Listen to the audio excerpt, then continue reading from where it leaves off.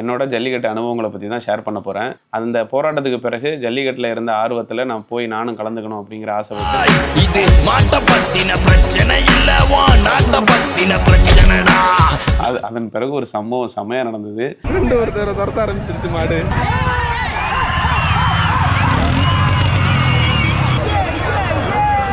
அத்தனை தமிழனும் நாளைக்கு அவன் வேலையில இருக்கட்டும், வீட்டுல இருக்கட்டும், எங்க வேணா இருக்கட்டும்டா, 5 மணிக்கு ரோட்ல 10 நிமிஷம் அப்படியே கூட்டத்துக்கு நடுவுல இறக்கி விடுறாங்க.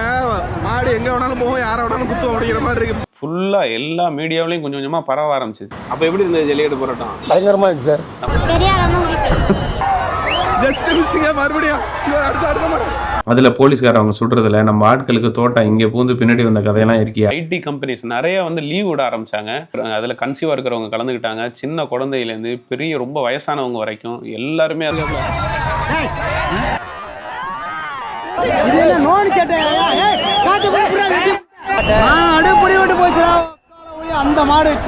என்னால என்ன சொல்றது, இப்போ வரைக்கும் எனக்கு அதெல்லாம் நினைச்சா எனக்கு அவ்வளோ எமோஷனல் ஆகும்.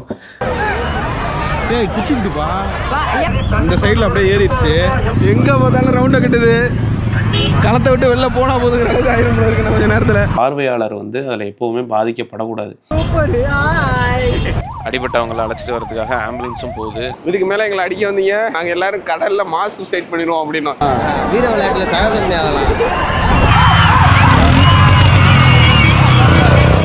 மேலும் ஃபுல் வீடியோ பார்க்குறதுக்கு நீங்கள் பார்த்துட்டு இருக்கிற இந்த வீடியோக்கு கீழே ப்ளே பட்டனோட ஒரு லிங்க் இருக்குது பார்த்தீங்களா, அதை கிளிக் பண்ணி ஃபுல் வீடியோ பார்த்து என்ஜாய் பண்ணுங்கள்.